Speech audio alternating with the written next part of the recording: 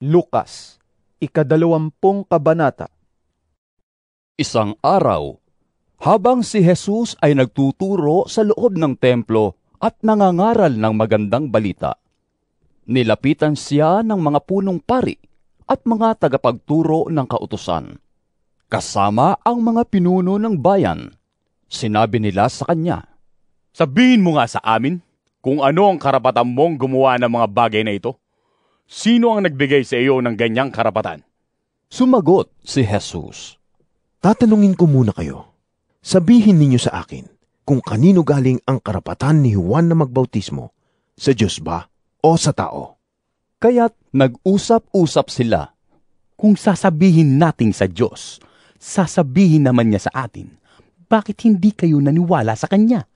Subalit, kung sasabihin naman natin mula sa tao, babatuhin tayo ng mga tao dahil naniniwala silang propeta si Juan. Kaya't ang sagot na lamang nila'y, Hindi namin alam. kaya't sinabi ni Jesus sa kanila, Kung gayon, hindi ko rin sasabihin sa inyo kung sino ang nagbigay sa akin ng karapatan upang gawin ang mga ito. Pagkatapos, isinalaysay ni Jesus sa mga tao ang talinghagang ito. May isang taong nagtanim ng ubas sa kanyang bukid. Pinaupahan niya iyon sa mga magsasaka at siya'y ng ibang bayan sa loob ng mahabang panahon.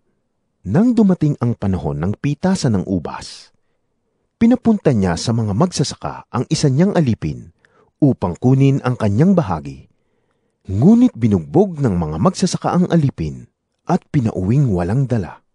Nagsugo siyang muli ng isa pang alipin at ito rin ay binugbog, hinamak at pinauwing walang dala. Nagsugo pa siya ng ikatlo, subalit sinugatan din ito at ipinagtabuyan. Napag-isip-isip ng may-ari ng ubasan, ano kaya ang mabuti kong gawin? Mabuti pa'y papuntahin ko ang minamahal kong anak. Tiyak na siya'y igagalang nila. Ngunit nang makita ng mga magsasaka ang anak, nag-usap-usap sila at sinabi, Ito ang tagapagmana. Patayin natin siya at nang mapasa atin ang kanyang mamanahin. Siya'y inihagis nila sa labas ng ubasan at pinatay. Ano kaya ang gagawin sa kanila ng may-ari ng ubasan? Tanong ni Jesus. Pupunta siya roon at papatayin ang mga magsasakang iyon at ipapaupa niya sa iba ang ubasan. Pagkarinig nito, sinabi ng mga tao, Huwag nawa itong mangyari. tiningnan sila ni Jesus at tinanong, Kung gayon, ano ang kahulugan ng nasusulat na ito? Ang batong itinakwil ng mga tagapagtayo ng bahay, ang siyang naging batong panulukan? Ang bumagsak sa batong ito ay magkakadurog-durog, at ang mabagsakan nito'y magkakaluray-luray. tinangka ng mga tagapagturo ng kautusan at ng mga punong pari na dakpin si Jesus sa oras ding iyon, sapagkat nahalata nilang sila ang tinutukoy niya sa talinghaga. Ngunit natakot sila sa mga tao. Kaya't naghintay sila ng magandang pagkakataon. Sinuhulan nila ang ilang katao upang magkunwaring tapat na naghahanap ng katotohanan. Ginawa nila ito upang siluin si Jesus sa kanyang pananalita, at nang sa gayon ay mapasailalim siya sa karapatan at kapangyarihan ng gobernador. Sinabi ng mga espiya kay Jesus, Guro, alam po naming totoo ang inyong sinasabi at itinuturo.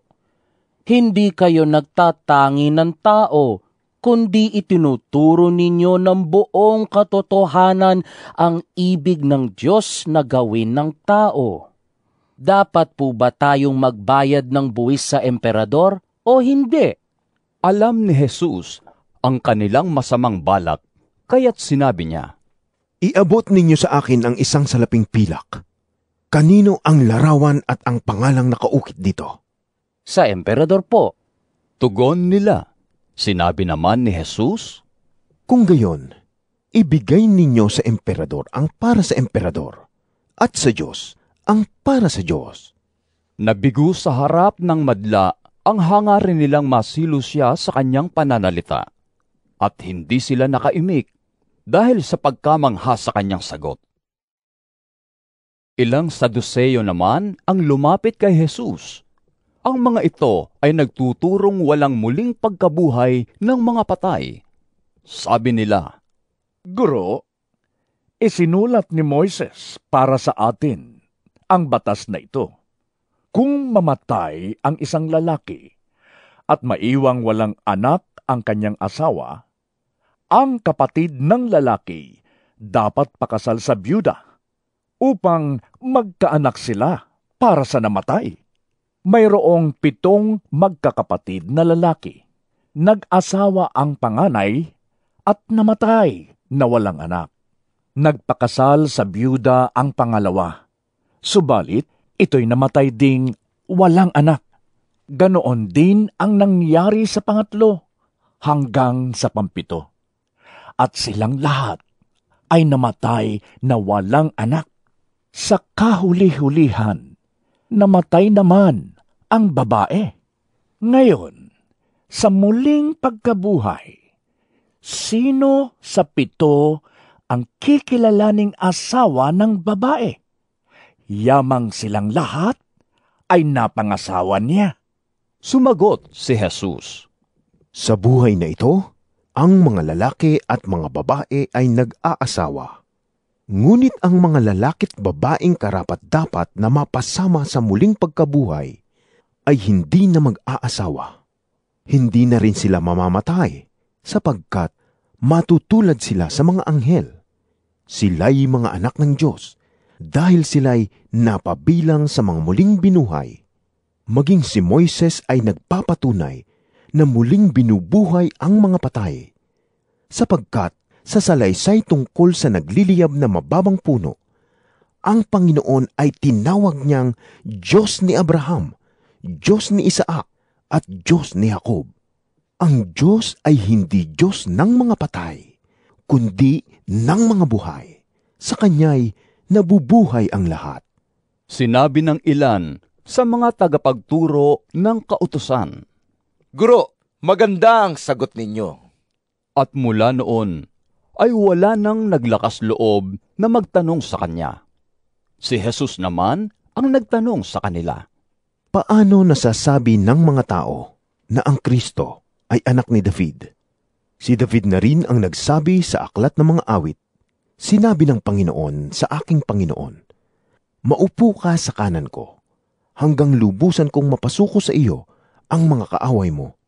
Ngayon, kung Panginoon ang tawag ni David sa Kristo, bakit sinasabi ng mga tao na siya'y anak ni David?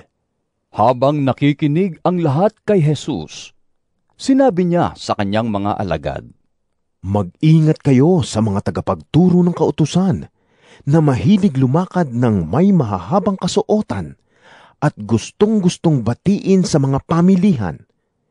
Mahilig silang umupo sa mga pangunahing upuan, sa mga sinagoga, at sa mga upuang pandangal, sa mga handaan. Inuubos nila ang kabuhayan ng mga byuda at ginagamit ang kanilang mahahabang dasal bilang pakitang tao. Dahil diyan, lalo pang bibigat ang parusa sa kanila.